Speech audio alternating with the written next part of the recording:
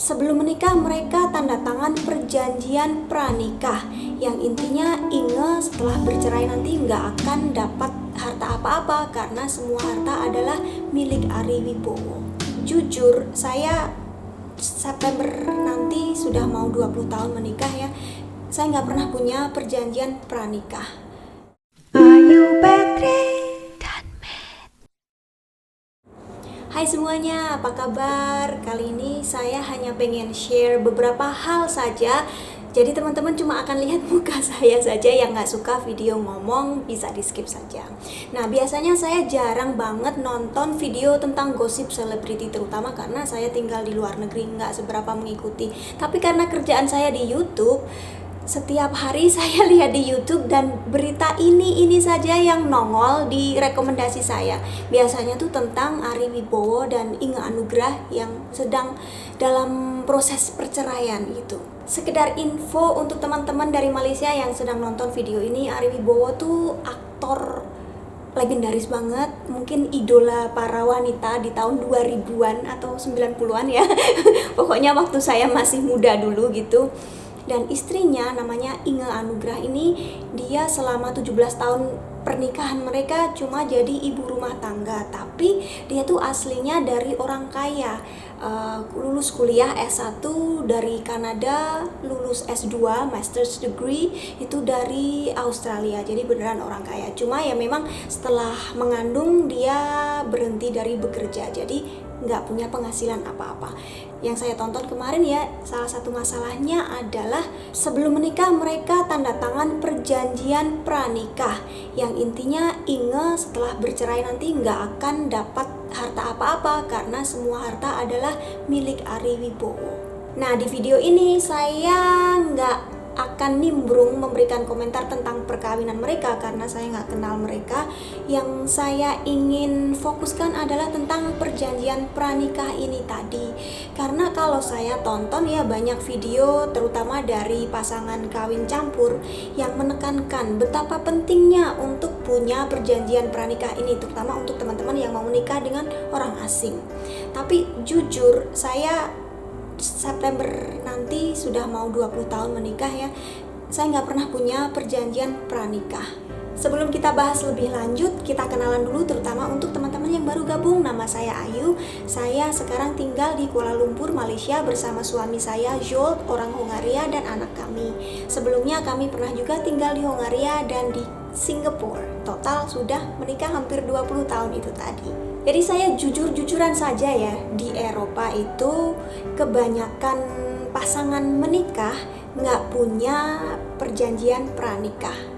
Memang dengan adanya generasi muda ini ya, semakin lebih umum lah punya, tapi yang nggak punya tetap lebih banyak. Saya baca kemarin di UK, di Inggris itu, 1 dari 5 pasangan yang menikah sejak tahun 2000 ke atas itu punya perjanjian pranikah. Artinya 4 yang lain kan tetap nggak punya.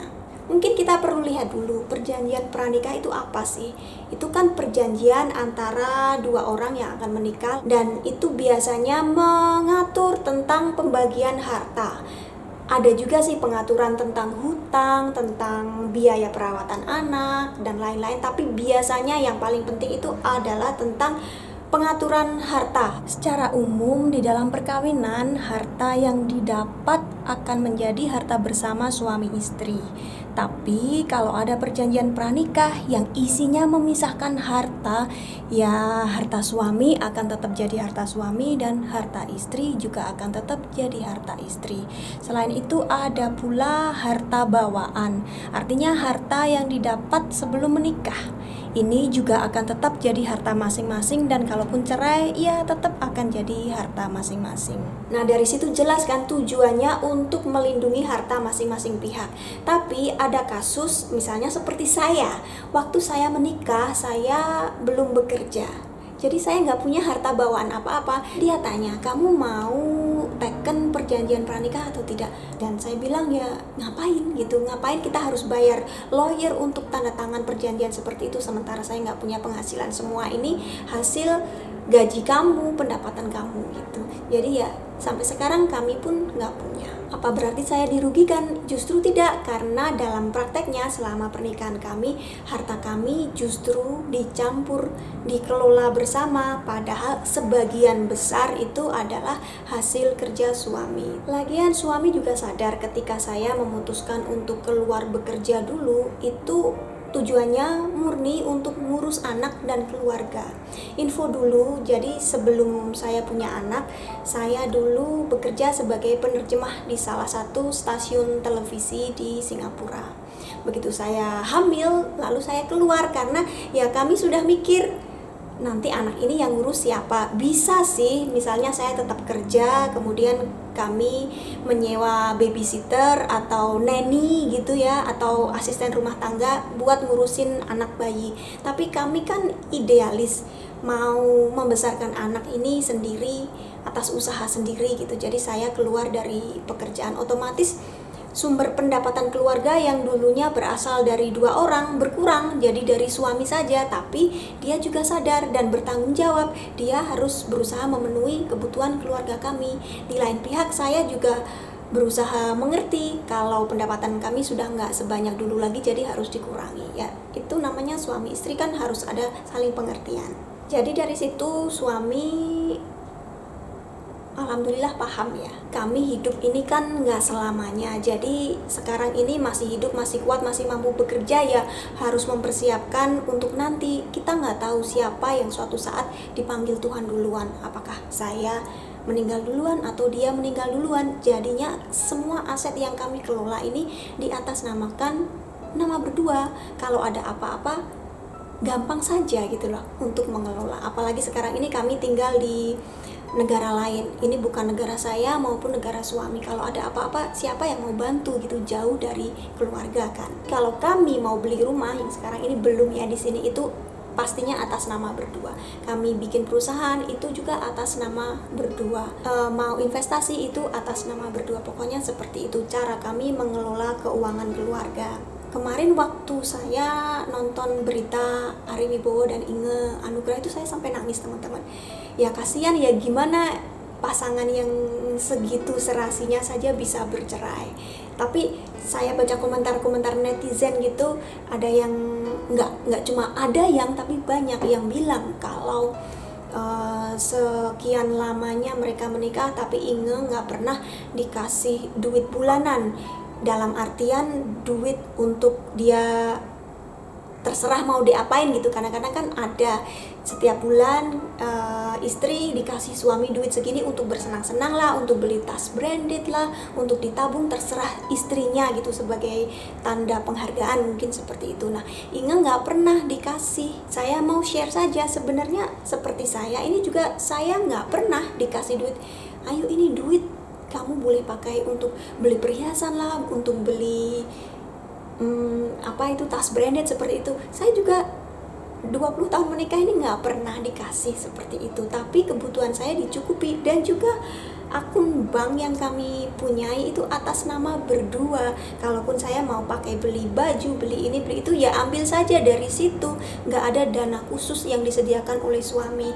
Untuk suami pun begitu, dia nggak punya dana khusus untuk beli motor lah, beli ini. Kalau ada pengeluaran yang besar sekali yang dia mau keluarkan, dia juga pasti minta izin untuk saya. Saya pun begitu. Kebetulan kami memang bukan termasuk orang yang suka beli barang-barang branded gitu, jadi ya duit dipakai seperlunya lah, sisanya ditabung, diinvestasi seperti itu. Nah, jadi itu sekilas share tentang kehidupan perkawinan kami ya. Bukannya saya ngomporin untuk teman-teman berarti perjanjian pranikah itu nggak perlu, nggak. Ada beberapa kondisi yang menyebabkan perjanjian pranikah itu sangat penting, bahkan mungkin harus untuk beberapa keadaan. Salah satunya adalah ketika kita sebagai keluarga campuran mau beli rumah di Indonesia. Mungkin untuk teman-teman pemirsa dari Malaysia, saya gunakan istilah WNI, warga negara Indonesia dan WNA, warga negara asing ya. Untuk WNI, kalau mau beli rumah di Indonesia itu mereka boleh mendapatkan sertifikat hak milik. Artinya rumah itu akan jadi milik mereka selamanya, seperti saya gitu ya. Tapi untuk WNA itu tidak boleh. Mereka hanya boleh membeli rumah atau properti dengan sertifikat hak pakai selama 30 tahun saja. Setelah 30 tahun boleh diperbarui, tapi kan itu proses lagi. Dan juga ada batas waktu maksimalnya, saya lupa berapa, 70 tahun atau 80 tahun begitu. Setelah itu harus dikembalikan lagi ke negara. Ini tujuannya bagus ya, memang untuk melindungi tanah-tanah di Indonesia agar tidak dikuasai oleh orang asing. Dan banyak orang Indonesia yang merasakan manfaatnya. Untuk pasangan campuran seperti kami ya terus terang agak sulit, tapi ya gimana lagi, kita kan harus tetap patuh pada hukum kan. Untuk kasus WNI yang menikah dengan WNA seperti saya menikah dengan Ayah Med, hanya bisa membeli rumah dengan sertifikat hak milik ketika saya punya perjanjian pranikah dengan suami. Jadi rumah yang saya beli itu nanti akan dipisah, itu jadi harta bawaan saya. Suami nggak boleh utak-atik. Kalau saya nggak punya perjanjian pranikah gimana? Ya nggak boleh, nanti kan rumah itu akan jadi harta bersama dimiliki saya dan suami. Artinya sertifikatnya jadi hak pakai saja karena suami kan WNA. Itu satu tantangan untuk saya kalau mau beli rumah di Indonesia. Banyak yang tanya kan, Bayu kenapa nggak beli rumah di Indonesia saja murah seperti YouTuber yang ini, YouTuber yang itu gitu. Nah itu nggak segampang itu. Mungkin juga YouTuber A, B, C, dan lain sebagainya. Bisa jadi mereka punya harta bawaan sebelum menikah, sudah punya rumah di Indonesia. Jadi ya mungkin di perjanjian pranikah sudah ditulis gitu loh, itu harta mereka sebelum menikah. Jadi suami nggak boleh utak-atik itu tadi. Kalau untuk saya menikah dengan suami nggak bawa apa-apa, hanya bawa koper berisi baju.